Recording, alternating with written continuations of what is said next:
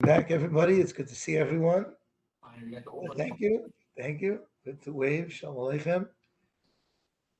We're still here in camp, Baruch Hashem, and we're going to be celebrating tomorrow. Big celebration here. The camp, Baruch Hashem, this year, we had a campaign and a major donor who donated money for a new base medrash for the high school. So we are sitting in a new base medrash.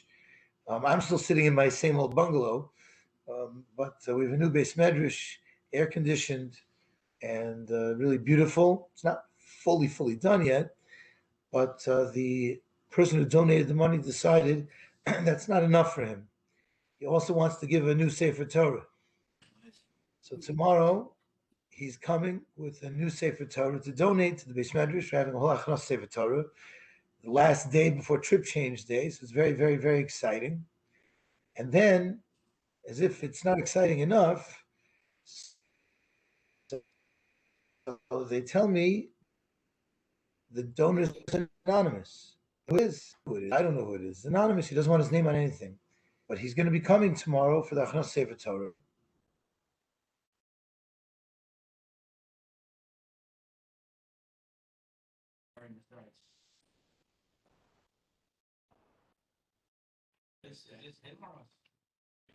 They think so. So they say, whoa, he's going to be flying in. He's arriving at 11 o'clock. That's camp time. Arriving 11 o'clock, flying in. What does that mean?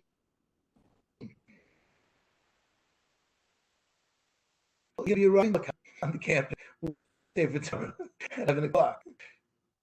Okay? So won't it be... So you can't hear me? It paused for a little bit, so maybe we repeat that. Okay. It's a little slow. I don't know. Okay, maybe I'm moving too much. Yeah. So as I was saying, this as everyone's getting their food, this anonymous donor will be coming in tomorrow by helicopter with the Sefer Torah that he's dedicating for his new base medrash, and it's supposed to still remain anonymous. I said, I understand. Is this Jared Kushner? He has a son here, not in the learning part of the camp. I said, who is this guy flying in by helicopter? But it's not him, so we'll find out tomorrow who it is. We'll see if he can make us next stop by Kila Marine Park. Maybe he has another Sefer Torah up his sleeve. We'll see. But it's going to be a very exciting day here in camp, celebrating Achnos Sefer Torah. And I know that the board is always going back and forth about trying to get another Sefer Torah for the shul, which is a good idea. We could really use another Torah. So when I get into this excitement here, I encourage those who have what to say to continue thinking about possibly acquiring another Sefer Torah for the shul, which is a beautiful thing. Dine and Learn is sponsored by the family. Of Shalom's mother, Miriam Bas Abba, the Neshama Shehav and Aliyah. This week, of course, we're learning Parshas Ekev, and the Haftorah, which is from the Navi Yeshaya, describes certain aspects of the future redemption in order to strengthen our belief in the ultimate salvation, B'mheira v'yameinu. The Haftorah begins with a conversation between Hashem and Tzion. Vatomer Tzion. The Medrash relates that Yirmiyah said that he once went to Yerushalayim and happened upon a woman wearing all black and a veil over her face. And she was sitting on top of a mountain and crying. Who will comfort me? She was crying. So Yirmiyah asked her, are you a human being? She said, don't you know me? My husband has journeyed across the ocean. I miss him dearly. And then I got a messenger who came and said, all your sons were staying in a particular hotel together, and the hotel collapsed, and they all died. Rahman al-Itzlan, she's crying, she's wailing, and she says, now I'm in such pain, I don't even know who to mourn for, my husband or my children. Said Yirmiyahu in an attempt to comfort her, your fate is no worse than Mother Tzion, who now, Yerushalayim, Eretz Yisrael, is just a field for the animals to graze in. And as Yirmiyahu finishes his attempt at comfort, the woman looks at him and says, I asked you, don't you recognize me? I am Mother Tzion. My husband has left me. My children have been killed. And with that, the Haftorah begins, Vatomer Tzion, Azavani Hashem, Vashem Shchechani. Hashem has forsaken me. My master has forgotten me. This is why the first Beis HaMikdash, where many Jews felt that Hashem no longer cared about them. Some say that this is also referring to the Golus we're in now, where the people think Hashem has left them forever. The Al-Shech HaKodesh claims it's both. Azavani, that Hashem has forsaken me, that's referring to Golus Bavel. Shchechani, that Hashem has forgotten me. Will the people ever come back to Tzion? That's referring to the Golus right now, the Golus Edom. Alternatively, Rav Chaim Kanievsky claimed that there are two aspects of Golus mentioned here. Azavani is that Hashem's not taking care of me. Therefore, I'm vulnerable to the nations who want to hurt me. Number two, Shchechani, Hashem has forgotten all about me, and he will never end the exile. Being that those are the two claims, the next two psukim will refute those claims. Pasuk Tezvav. Hatishkach isha ulo. Can a woman forget her baby?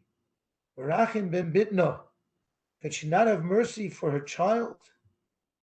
Gam ele tishkachno. Even if there are those who can forget. I, Hashem, will not forget. We are Hashem's baby, and He'll never forget us. Rav Yaakov Emden in his Siddur says, Lahavdil, the same vort they say from Mark Twain, if I got it correct. Yaakov Emden said, the greatest proof that Hashem exists is that the Jews still exist, despite many attempts at total annihilation of the Jewish people. We're still around. We also see from the fact that we're still around that Hashem must love us immensely. We've miraculously survived all these centuries. As one nation decided to wipe us out, or throw us out, the Jews then found refuge elsewhere. And this happens historically so many times. Pasuk Tezayin, Hein al kapayim chakosich. You Jews are engraved, to be chokak, to engrave, on my hand. Your walls are in front of me always. Hashem says, I haven't abandoned you, Tzion. I remember you. I want you. Why is this engraved on the hand? You never forget what's on your hand. You always see your hands. But why not on Hashem's heart? Why doesn't Hashem say that you're carved, engraved into my heart? I think the answer is, many times mitzvahs are done without the heart. And yet we still get credit because you used your hands. You did the Maisa mitzvah. Of course, every mitzvah should be with Kavanas Alev too. You still get credit even if there's a Maisa mitzvah. So too with Hashem. Even if the memory is not engraved in the heart, it's engraved on the hand. It's never forgotten. It's better when this memory is engraved on Hashem's Kaviyachal hand. What does it mean the walls are always in front of Hashem? The word Yerushalayim sounds plural, Yerushalayim. And it is, because there are really two. There's Yerushalayim Shel Mato and Yerushalayim Shel Malo. We have a carbon copy of the Yerushalayim Shel Mato upstairs in Yerushalayim Shel Malo. When the Yerushalayim Shel Mato was destroyed, though, so was its parallel universe, Yerushalayim Shel Malo. But that Churban remains in front of Hashem always. And therefore it's a constant reminder to him of the walls. And he's waiting to rebuild those walls. The Medrash even says that Hashem appointed malachim to beg him constantly to have mercy and rebuild Zion. So therefore, in response to the first pasuk, it's very clear Hashem never forgets about Zion. It's always in front of him. He's always thinking about Zion. Pasuk in Zion. Now Hashem paints a picture of the future. Maharu banayich, in the time of Mashiach, your children will run to Eretz Yisrael. All the destroyers will go out from amongst you, will leave from amongst you. This is true by the Bayis Sheni. Once Ezra and Nehemiah came, the troublemakers, and there were many sinners, left the community. And this will be true in the future. The Mefarshim emphasize the word mimech. The destroyers, mimech, from within you, Yetzeh will leave, to signify that our worst enemies usually come from within our own ranks.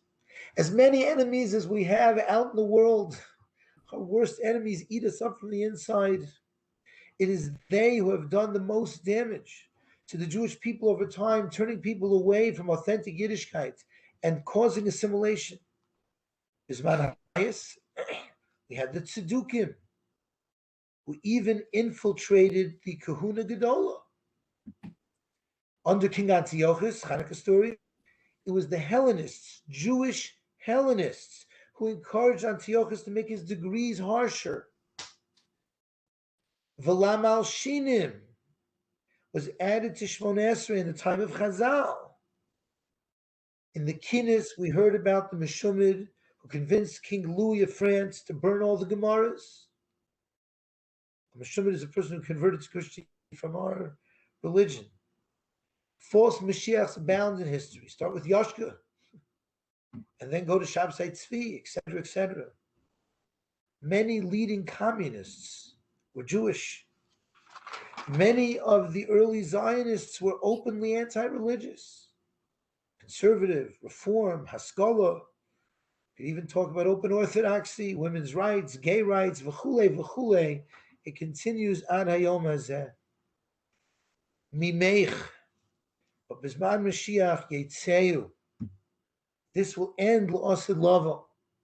All of these groups that hurt us from within, just like all the groups that hurt us from without, will be gone.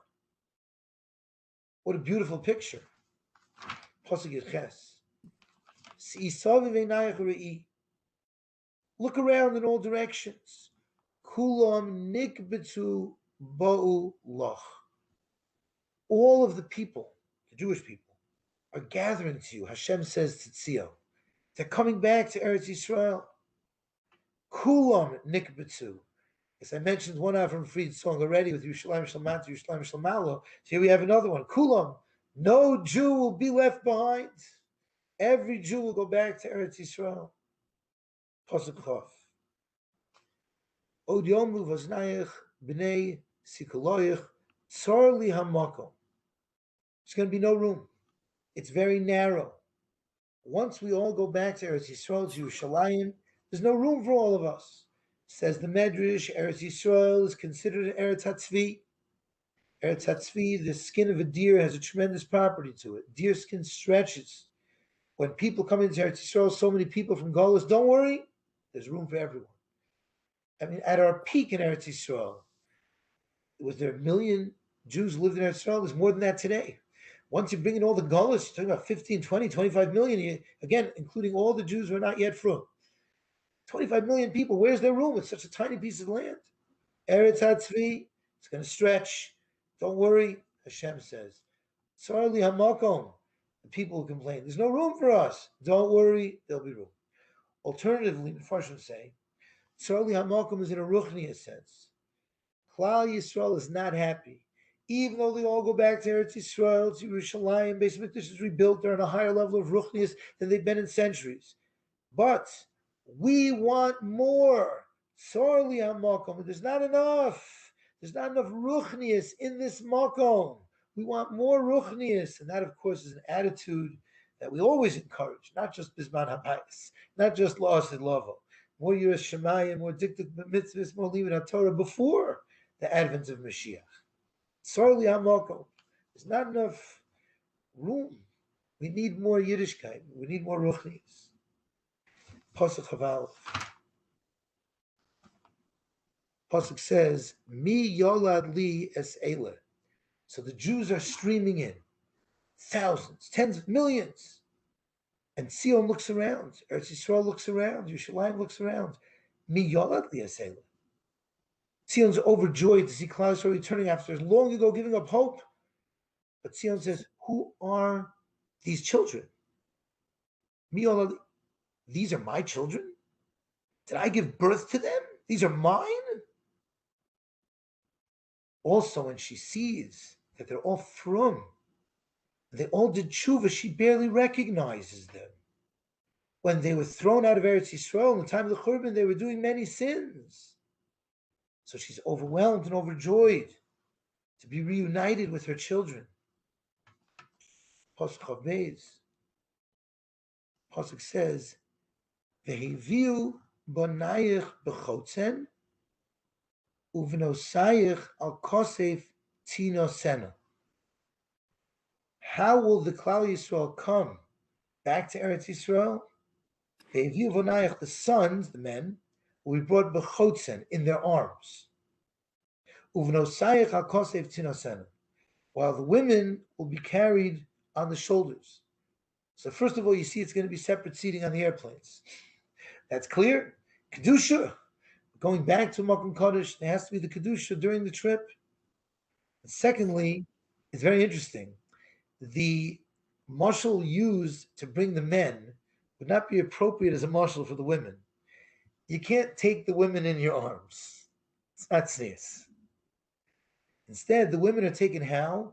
It doesn't even say ba kosef, like the Levium had to carry some of the parts of the Beis Hamikdash. Ba kosef yiso. It doesn't even say that. It says al kosef. It wasn't even on their shoulders, but like over, above their shoulders.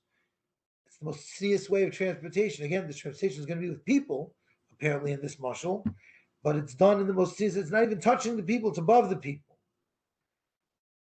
Pasuk of Gimel. Pasuk says, Apayim Eretz Yishtachavu Loch. The kings and the queens of the world, Apayim, on their faces, Yishtachavu Loch, will bow down to you, Va'afar Raglayach Yilachechu, and the dirt of your feet they will lick. Literally, they're going to lick your feet. The kings and queens of the world. Same very kings and queens of the world that tortured us over the course of time. But la'asid lavo, they will treat the Jews with great honor, licking our feet, much as we groveled and begged for mercy at their feet. Says the Gemara of Avodah Zarah Daf Yud that there was an emperor of Rome named Antoninus. Antoninus recognized the godless of Rabbi Yehuda Nasi, and therefore secretly used to come to him during meals and act as his waiter. The emperor of Rome. When Rabbi Yehuda Nasi wanted to go to street, the Gemara says of Avodah Zarah Daf Yud, Antoninus would bend down on all fours so that Rabbi Yehuda Nasi could use his back as a footstool to step on to get into bed. Rabbi Yehuda Nasi says, I can't do it. I can't do it. You're a melech. How far can you go? It's one thing you serve me food, it's dignified, but that I should step on you. Said Antoninus, if only I could be your doormat in Olam Haba. So at least we see an example of kings who bow down with their face all the way down to the ground in front of the Talmidei Chachamim. In the future, all nations will value all of Klal Yisrael. They're going to want to serve us and enable us to learn Torah. The Haftarah now goes to Perek Nun, Pasuk Aleph, where Hashem is waiting for Klal Yisrael to do tshuva.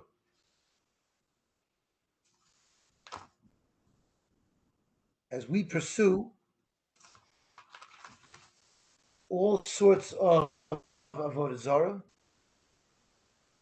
and therefore he asks us, Perik Nun Pasagav, Kom Hashem, is a safer krisus imchem asher shlachtio?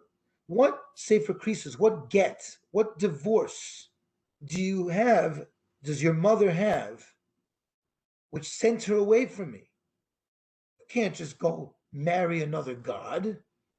You can't go worship avodah zarah.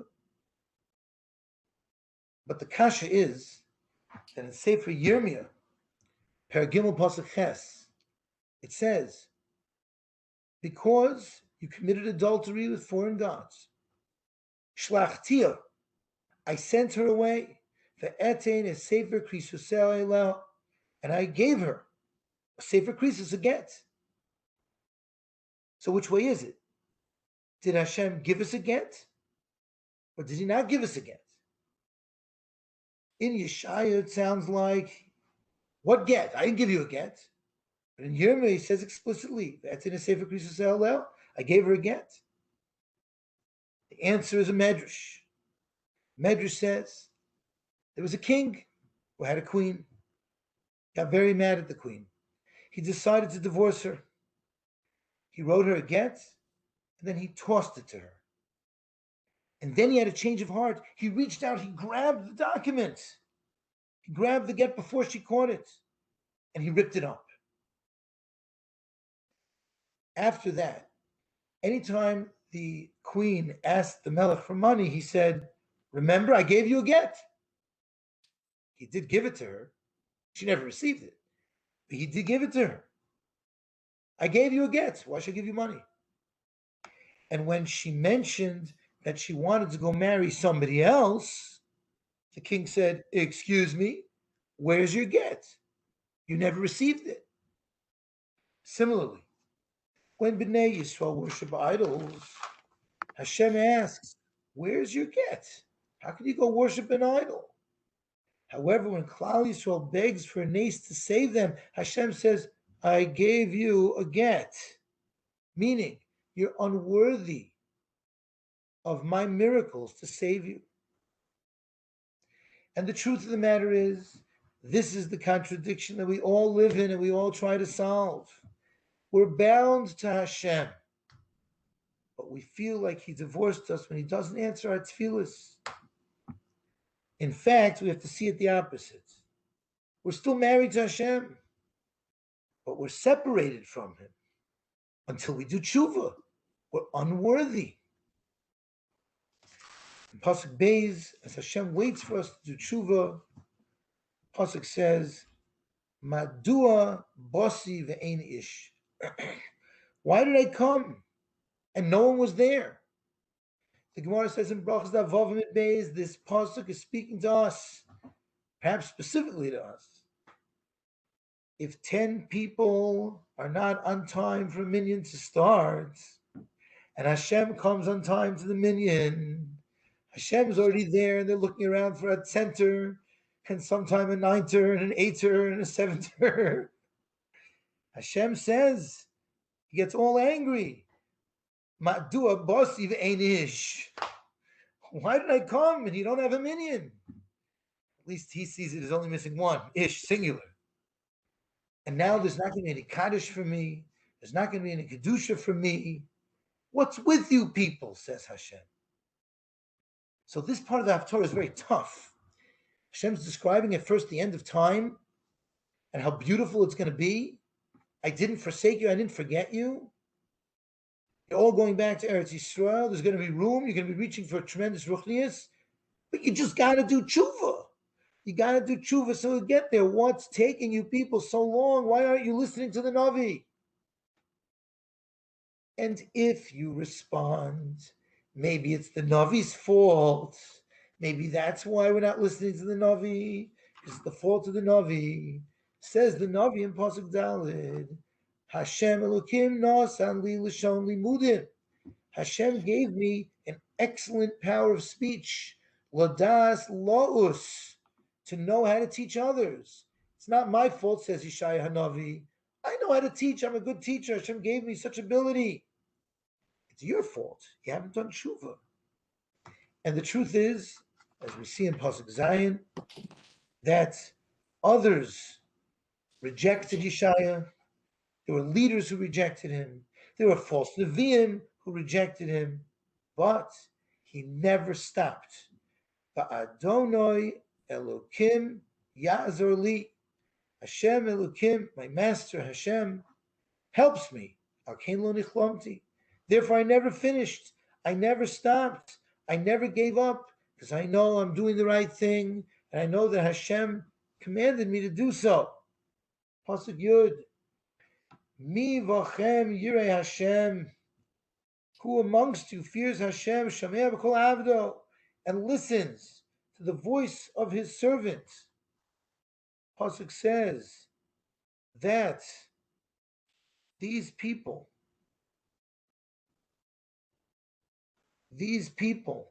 Yivtach b'Hashem, can rely on Hashem, v'yishayin be'elokov, and lean on Hashem.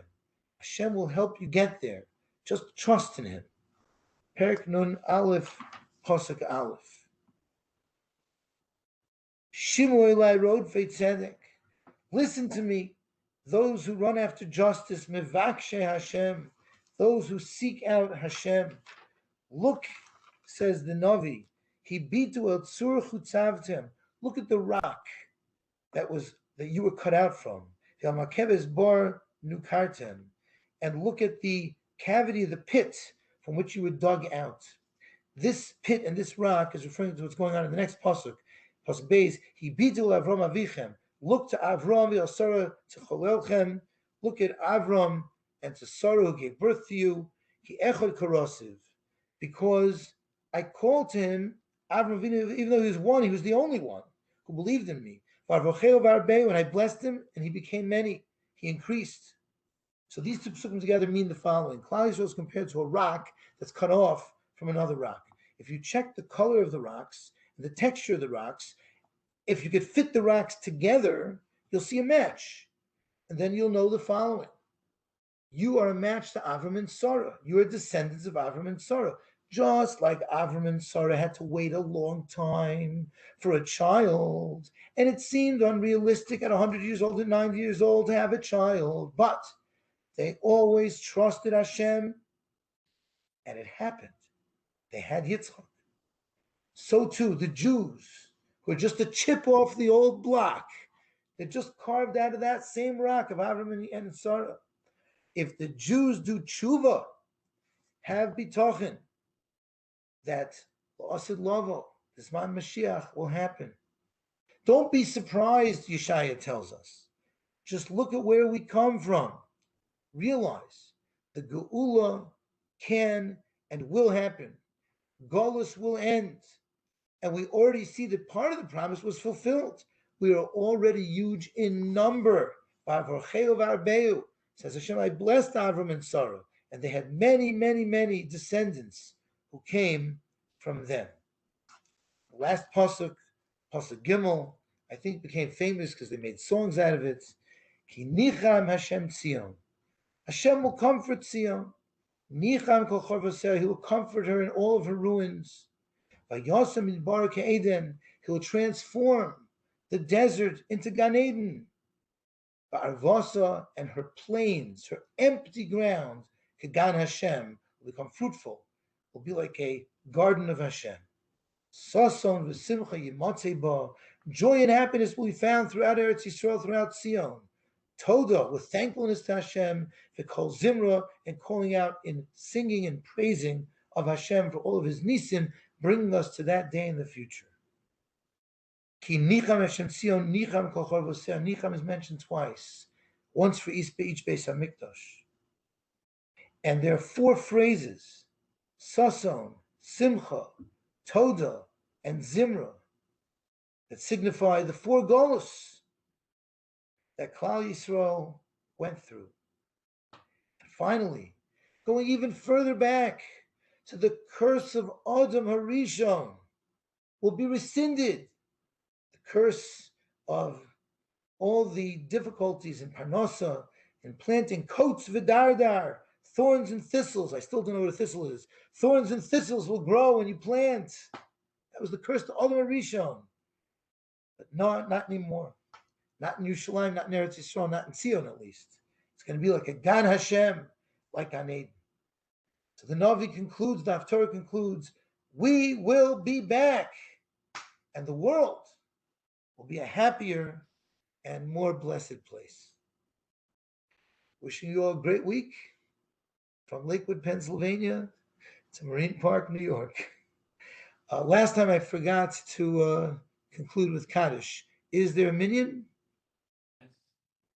Is there a minyan? Okay. Is there somebody there who wants to say Kaddish? I can't see everybody. I'm thinking about two people, but We have a lot of people. a lot of people want to say. Okay. Rachanan Mikhash Rosa Gosh Baruch Hu Zakas Veli Gichel Hirbel in terms of Shnemar. Adonai Chavetz Man Tzidko Yagdil Torah V'Yadir. Thank you.